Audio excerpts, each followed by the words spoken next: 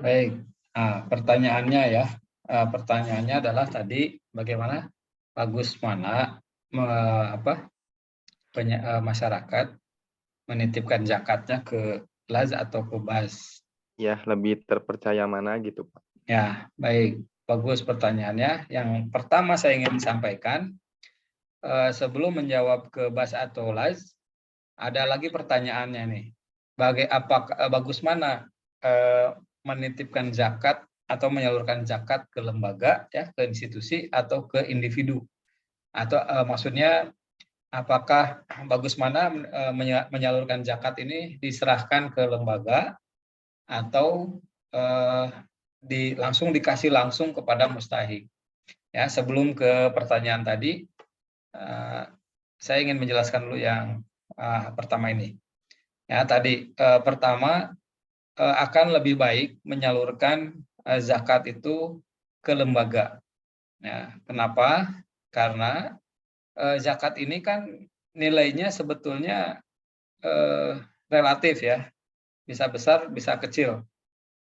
Nah, ketika misalkan dana zakat ini dihimpun ya di dalam satu lembaga, maka penyaluran dana zakat ini akan lebih efektif, ya, akan lebih efektif, bahkan bisa lebih efisien.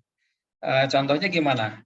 Contoh nih, kalau misalkan seseorang langsung menyerahkan dana zakatnya langsung kepada mustahik, ya, kepada fakir miskin misalkan, pasti akan banyak keterbatasan, ya kan? Dia misalkan apa? eh, Kalaupun membantu, pasti hanya membantu wilayah-wilayah yang konsumtif, misalkan ya, membantu memberikan kebutuhan yang mendesak gitu ya, yang saat ini dan sifatnya sementara, yang besok lusa juga kebutuhannya muncul lagi. Nah, kenapa? Karena nilainya kan kecil. Beda dibandingkan dengan ketika dana zakat ini dihimpun dalam institusi, ya, dari satu lembaga. Maka ketika terhimpun nilainya sangat banyak.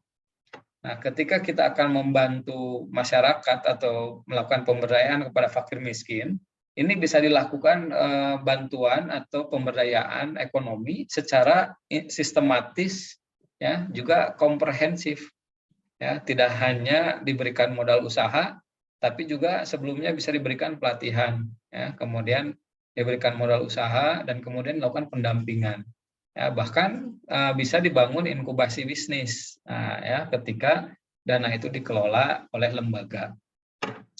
Nah, masuk ke pertanyaan siapa tadi, Rafiki ya? Bagus mana nih, ke Basnas atau ke LAS? Nah, yang pasti sama saja tadi, ya. Yang pasti mau ke Basnas ataupun ke LAS itu akan lebih baik, ya, lebih baik daripada menyalurkan sendiri. Nah, pertanyaannya tinggal adalah bagaimana kita mengetahui lembaga tersebut, gitu ya. Itu yang harus dipelajari ya oleh para muzaki. Harus dipelajari lembaganya, ya, karena lembaga ini beda-beda ya. Eh, Lembaga ini kan wadah ya. Nah, dicek ya. Paling sederhana mengeceknya apa? Dilihat saja lembaganya sudah sesuai tidak dengan regulasi yang ada, gitu ya. Mengikuti regulasi yang ada tidak perusahaannya, lembaga zakatnya. Kalau institusinya sudah mengikuti regulasi, nah itu apa eh, syarat kepercayaannya ada di sana, ya. Nah, kemudian bisa dicek lagi nanti bagaimana manajerialnya, ya, bagaimana mengelolanya, bagaimana penyalurannya, gitu ya. Dan siapa saja nanti yang mengelolanya, ya. Juga reputasi lembaga itu sendiri juga harus dipelajari. Nah, jadi seperti itu, ya, ininya bentuknya. Jadi kalau misalkan bagus kemana, itu akan sangat relatif ya. Hanya ukurannya tadi ya, dilihat dari bagaimana lembaga ini apakah sudah sesuai dengan aturan yang ada, ya, juga bagaimana pengelolaannya, ya, program dan sebagainya, tata kelolanya seperti apa gitu ya. Itu yang harus dilihat ya. Sehingga lembaga ini memang terpercaya ya bisa menyalurkan dengan baik dan benar ya. Nah, itu kuncinya di situ ya. Karena tidak sedikit ya LAS juga yang luar biasa bagus banyak ya. Ada LAS banyak jelas ininya ya apa kontribusinya jelas ya, manajemennya jelas. Nah, tinggal itu saja dicek ya seperti apa. Kalau Basnas pasti lembaganya resmi ya, legal dan sebagainya itu pasti karena dibentuk oleh pemerintah. Nah, tinggal bagaimana juga kalau Basnas dalam menyalurkan dan sebagainya. Itu juga bisa dipelajari. Nah, poinnya di sana ya, tapi memberikan kepada institusi, kepada lembaga itu lebih baik daripada menyalurkan secara pribadi ya, seperti itu. Itu ya, Rafiki ya. Siap, Pak. Terima kasih. Ada lagi yang mau ditanyakan sebelum kita lanjut?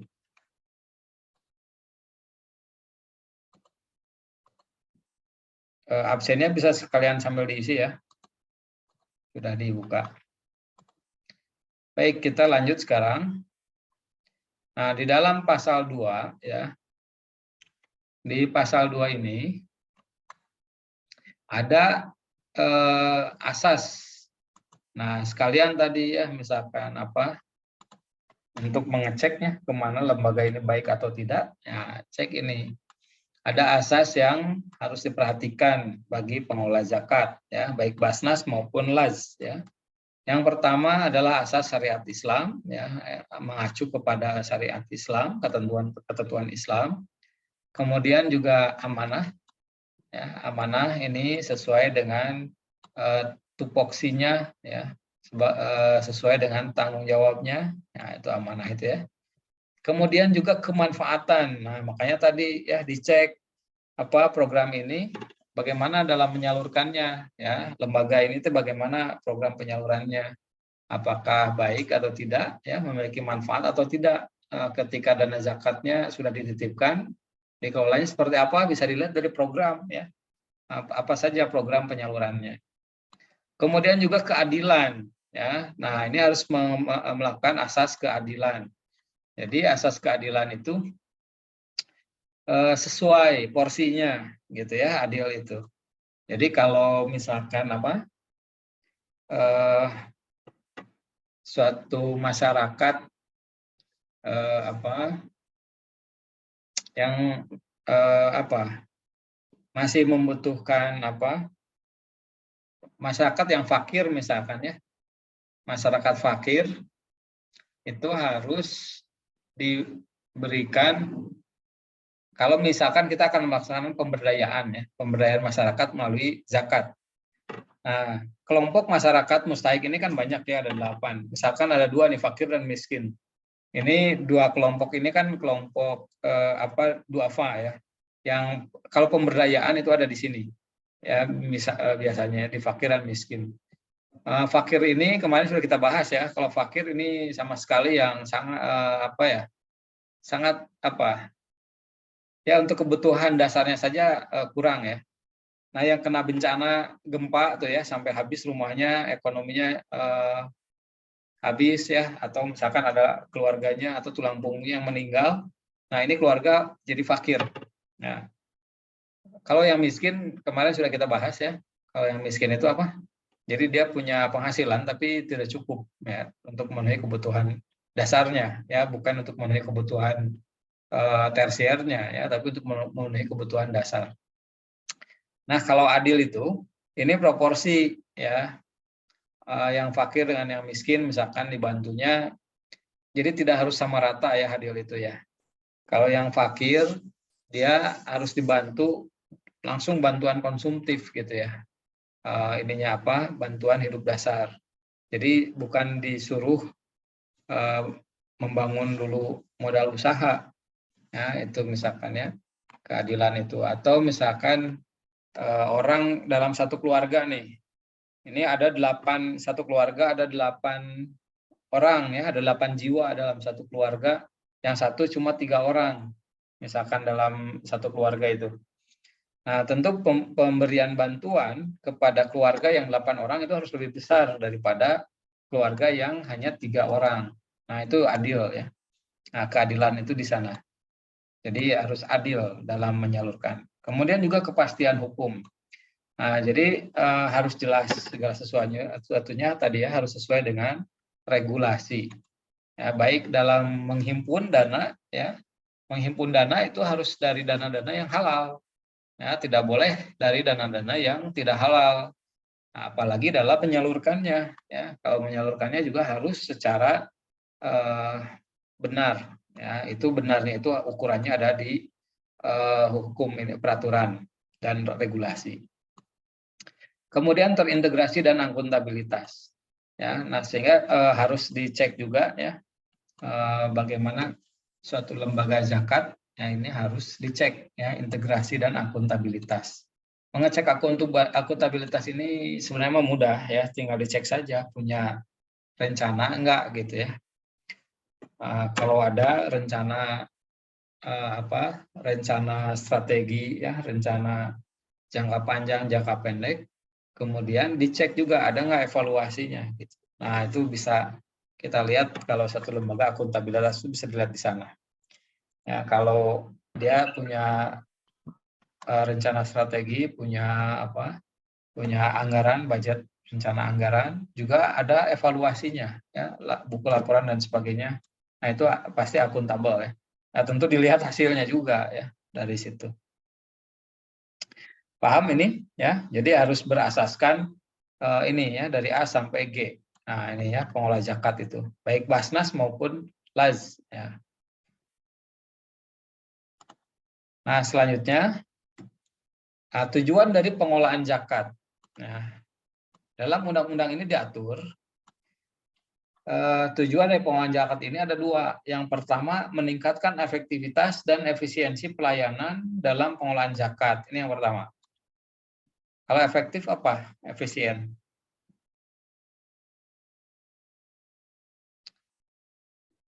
Kalau efektif tepat sasaran gitu ya, tepat ke tujuannya. Nah, kalau efisien itu tepat gunanya. Jadi kalau kita mau meningkatkan kemiskinan, salah apa? Bukan meningkatkan kemiskinan, apa? Kita ingin meningkatkan kesejahteraan masyarakat, ya, untuk menghilangkan kemiskinan, maka dibuat program. Nah, program itu sejauh mana program itu dengan sesuai ya dengan kondisi yang ada, itu programnya bisa mengangkat masyarakat atau mustahik itu menjadi lebih sejahtera. Nah, itu efektivitas. Nah, maka dalam pengolahan zakat harus punya rencana yang jelas ya. Harus punya bisnis plan lah gitu ya kalau ini kalau dalam bisnis ya harus punya bisnis plan. Seperti apa pengolahan programnya sehingga jelas ini bisa meningkatkan kesejahteraan masyarakat itu. Kalau efisien ini sesuai dengan sumber daya yang ada ya. Jadi efisien ini tidak identik dengan penghematan ya, beda. Belum tentu. Misalkan kita butuh dana 100 juta. Nah, ketika kita memiliki anggaran 110 juta, kemudian kita gunakan 100 juta untuk kebutuhan program, nah itu efisien namanya. Ya. Tapi kalau kita butuh dana cuma 100 juta, tapi kita gunakan anggarannya itu jadi 130 juta. Nah, itu tidak efisien namanya. Itu boros ya. Sebaliknya, kalau kita butuh dana 100 juta, tapi kita punya dana 110 juta. Nah, yang kita keluarkan 70 juta ya atau bahkan 50 juta. Itu juga tidak efisien namanya. Ya, itu pelit namanya. Nah, jadi efisien ini tidak harus tidak harus hemat gitu ya. Tidak belum tentu harus hemat. atau dari aspek tenaga, ya, angkat bangku meja lah ya, angkat bangku meja sama 2 orang cukup, ya, tapi ini digotong ku 10 orang, nah itu tidak efisien yang begitu itu maksudnya ya. Nah, kenapa ada pengolahan zakat? Supaya tadi zakat ini bisa dikelola tepat sasaran, juga tepat guna gitu ya. Jadi tidak berlebihan gitu ya ngebantu orang teh, atau juga tidak kekurangan. Begitulah tujuannya yang pertama. Yang kedua adalah meningkatkan manfaat zakat untuk mewujudkan kesejahteraan masyarakat dan penanggulangan kemiskinan. Ya, di sini bukan menghilangkan kemiskinan ya, tapi penanggulangan kemiskinan. Ya, karena miskin dan kaya ini sebetulnya mah takdir dari Allah ya. Nah, tinggal ketika orang sudah diberikan takdir kaya atau miskin, maka apa yang harus dia lakukan, bagaimana dia bersikap. Nah, ketika sikapnya baik benar, maka dia menjadi orang yang mulia gitu ya. Jadi miskin dan kaya itu bukan ukuran kemuliaan. Ya, tapi ukuran kemuliaan itu dilihat dari ketika dia dalam posisi kaya, apakah dia berzakat, apakah dia membantu, peduli, simpati, empati, dan saling menjaga kepada lingkungannya, maka dia orang kaya yang mulia. Tapi sebaliknya, orang kaya yang tidak peduli kepada tetangganya yang membutuhkan dan tapi dia malah hidup dengan kemewahan sendiri, maka itu orang kaya yang tidak mulia. Begitupun dengan orang miskin. Ya, orang miskin yang sabar, terus berusaha, produktif, berguna buat diri dan lingkungannya, maka itu orang miskin yang mulia. Ya, tapi orang miskin yang suka uring-uringan, ngeluh terus, manja, minta-minta, hungkul, tidak selalu mengandalkan pemberian, nah itu orang miskin yang tidak mulia. Nah, tapi semua itu sudah dibuat supaya saling mengisi, ya. Nah, sehingga zakat ini bukan menghilangkan kemiskinan, ya, tapi penanggulangan kemiskinan. Jadi bagaimana orang miskin itu jangan sampai kelaparan gitu. Orang miskin jangan sampai dia tidak bisa memenuhi kebutuhan hidupnya, ya, supaya dia tetap bisa berguna buat orang lain. Nah, gitulah. Apakah itu memelihara kemiskinan? Bukan, ya. Nah, tapi itu kita memfasilitasi supaya yang miskin itu bisa terus berusaha sehingga dia bisa merubah kehidupannya. Nah, itu yang dilakukan ya, pengolahan kemiskinan itu ya. Karena kita tidak tahu ya, harta itu Allah yang menentukan ya, karena itu takdir. Nah, tapi ketika kita bisa melakukan perubahan, maka sesungguhnya Allah tidak merubah suatu kaum, sehingga kaum itu merubah dirinya sendiri. Nah, itulah apa yang dibangun ya dalam pengolahan zakat ini. Maka ada 2 ya tujuannya. Pengolahan zakat adalah untuk meningkatkan efektivitas dan efisiensi. Yang kedua untuk mewujudkan kesejahteraan masyarakat dan penanggulangan kemiskinan. Kalau kesejahteraan masyarakat, ini apa saja? Kemarin sudah sedikit kita ulas belum ya? Saya lupa tentang kesejahteraan nih. Jadi kesejahteraan itu setidaknya ada 3 ya, 3 faktor yang menentukan kesejahteraan. Itu pendidikan, kesehatan, dan ekonomi. Nah, 3 itulah nanti yang bisa dikembangkan, ya, terutama untuk pendayagunaan zakat. Ya, ada pendidikan, kesehatan, ekonomi, ditambah faktor keimanan. Ya. Nah, itu kesejahteraan itu di situ. Jadi kesejahteraan tidak hanya ekonomi, ya. Kesejahteraan juga terkait di dalamnya adalah pendidikan. Nah, makanya tadi ada asas yang di atas tadi apa? Integritas. Itu ya integritas ya. Baik, sampai sini bisa dipahami? Insya Allah, Pak. Insya Allah, Pak. Oke ya, saya cepat-cepat soalnya ya ini. Kemudian zakat meliputi zakat mal dan zakat fitrah. Nah, ini dalam undang-undang juga sudah ditentukan ada 2 jenis zakat ya, ada zakat mal, kemudian ada zakat fitrah. Nah, zakat mal sebagaimana dimaksud pada ayat 1 ini meliputi apa saja? Emas, perak, dan logam mulia, uang dan surat berharga, perniagaan, pertanian, perkebunan dan kehutanan, peternakan dan perikanan, pertambangan, perindustrian, pendapatan dan jasa, Rikas ya. Nih emas perak, siapa yang punya emas perak logam mulia senilai 85 gram emas selama itu sudah dimiliki dan lebih dari 1 tahun, maka wajib untuk berzakat, dan itu masuk ranahnya zakat mal. Ya, zakat mal itu adalah zakat harta. Terus apalagi ada uang ya. Apa maksudnya uang? Siapa yang punya uang tabungan di bank ya yang di atas senilai 85 gram emas, maka tabungannya itu harus dizakatkan. Termasuk juga surat berharga ya. Siapa yang punya saham ya, siapa yang menyimpan saham di satu perusahaan, nah itu juga harus dizakatkan ya. Ini kan surat berharga itu contohnya itu ya, saham. Perniagaan ya, ini siapa yang punya bisnis ya, berjual beli ya, itu juga harus ada zakatnya, itu masuk dalam zakat mal. Kemudian juga pertanian, perkebunan dan kehutanan ya juga harus dizakati. Ini masuk zakat mal ya. Peternakan dan perikanan. Peternakan ini ada kemarin sudah kita bahas mungkin ya di zakat peternakan ya. Ada peternakan yang memelihara hewan kemudian kembangbiakan ya.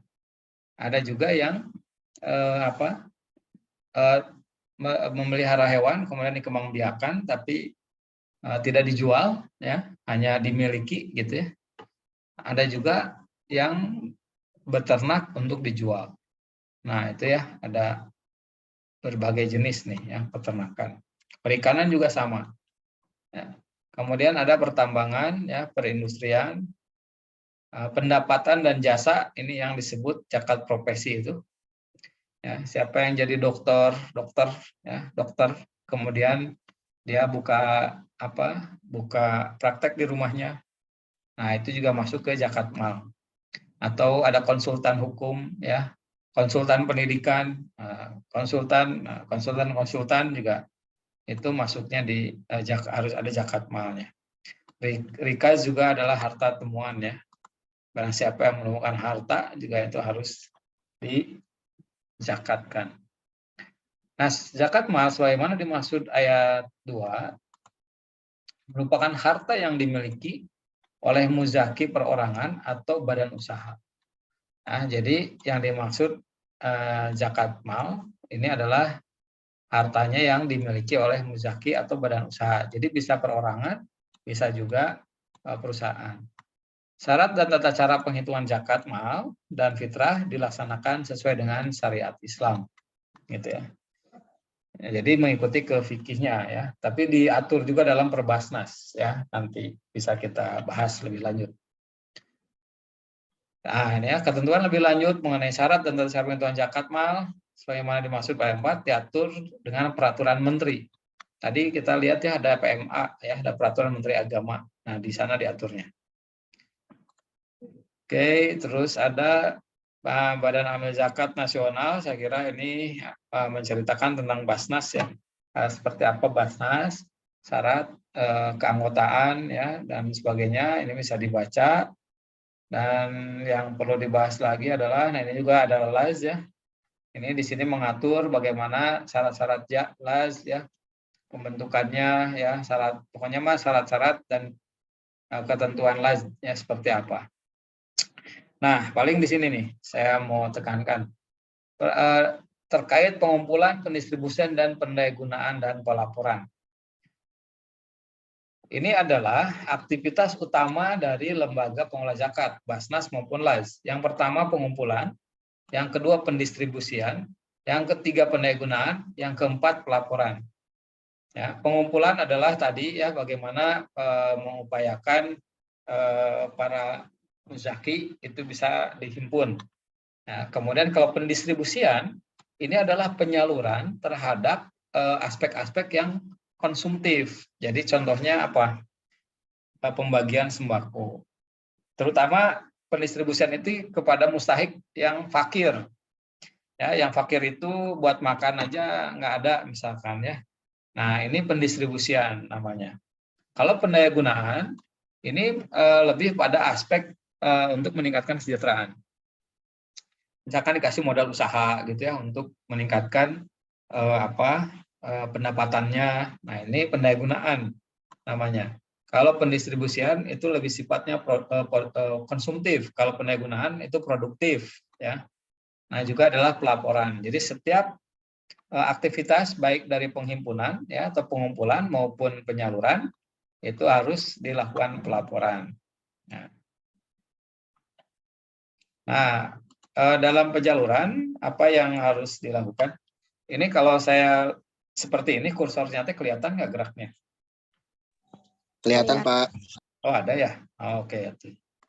Nah, kalau kita lihat ya ini dalam rangka pengumpulan zakat, ini muzaki itu sebetulnya diharapkan bisa menghitung sendiri ya zakatnya itu. Jadi tidak dihitung oleh institusi ya. Soalnya tadi ya kalau misalkan ya muzaki harus tahu ya kalau dia sebenarnya sudah mencapai nisabnya gitu.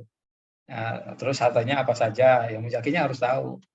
Nah, nanti kalau nggak tahu ya nanti namanya manusia tuh ya, oke bahaya lamun staf ininya tidak benar ya, tidak baik nanti bisa nipu. Nah, itu bahaya. Jadi sebaiknya muzaki itu tahu ya penghitungannya sendiri.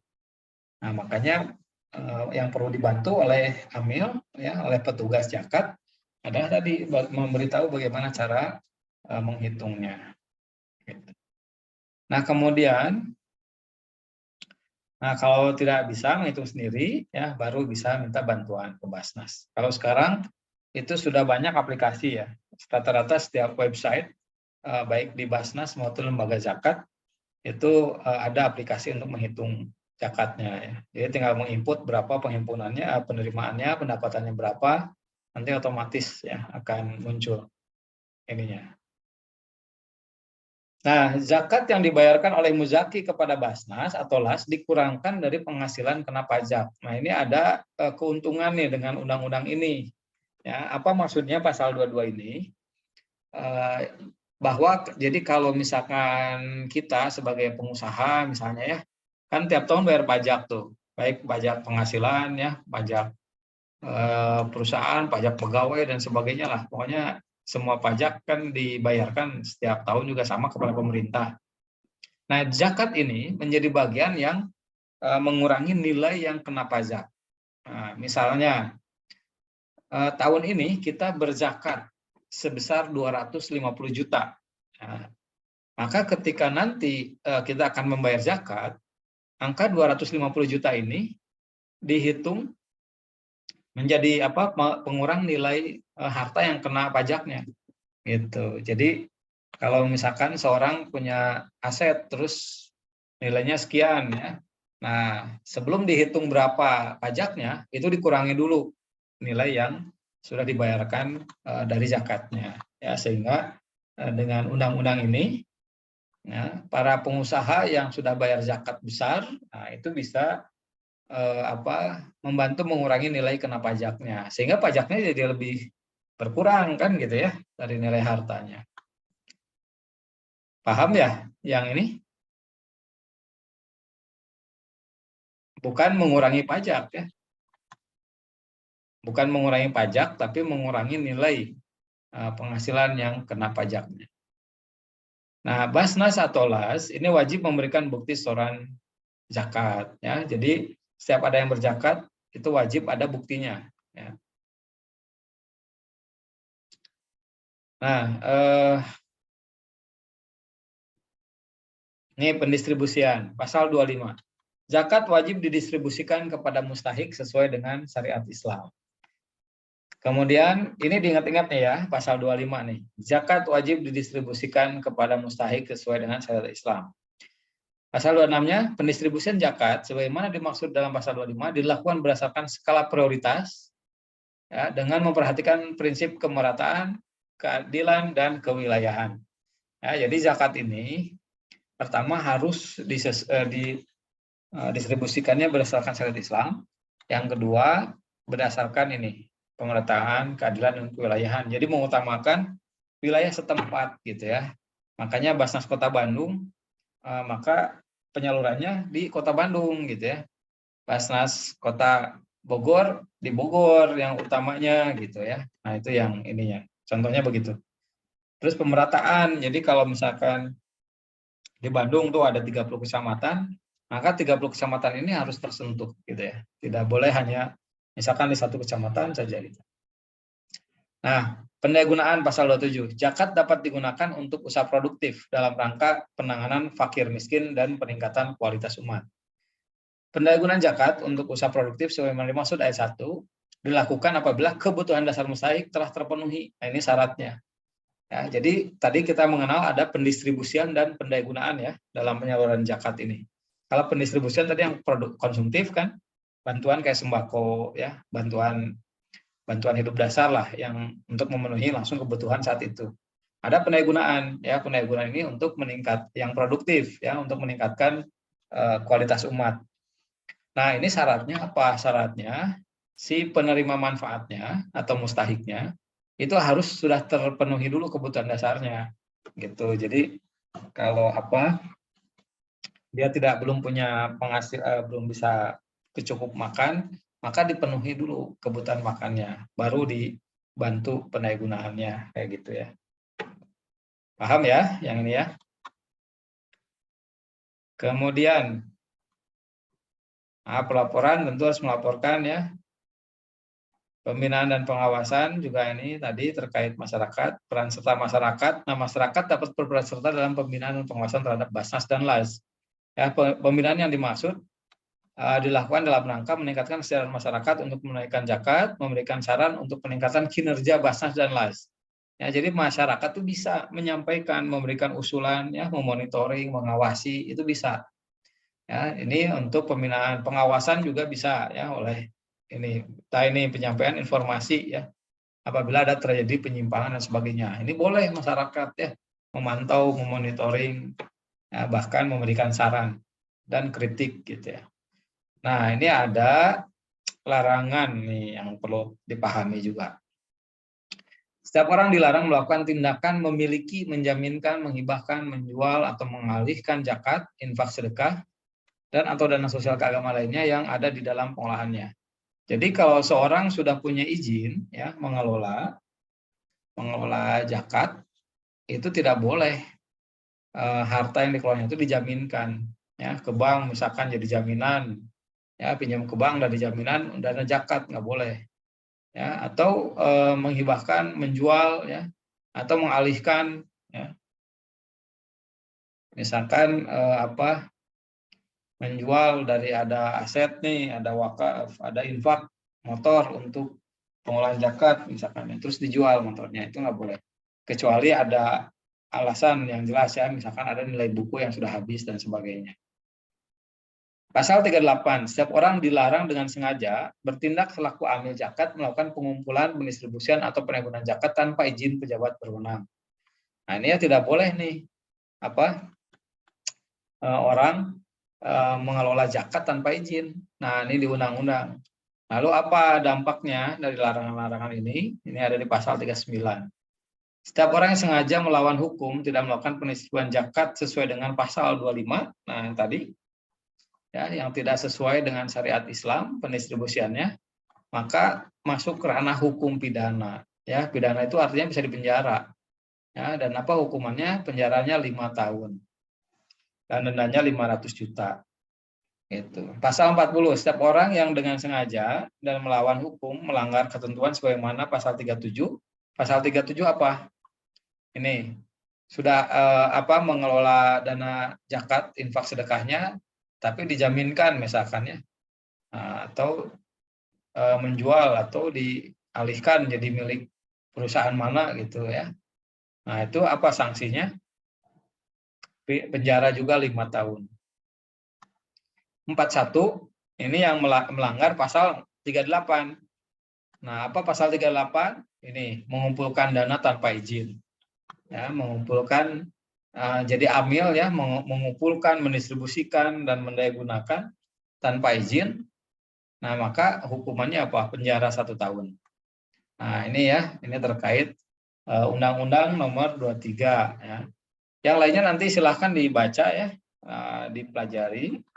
Nah, sehingga bisa memahami zakat ini bukan hanya sekedar di Quran dan hadis saja hari ini ya, kalau bicara zakat itu. Tapi ini bisa kita lihat banyak sekali ya regulasinya. Ada Undang-Undang Nomor 23, ada peraturan pemerintah, ada peraturan Menteri Agama, sampai ada Perbasnas. Gitu ya. Bisa dipahami sampai sini? Ada yang mau ditanyakan dulu, silakan.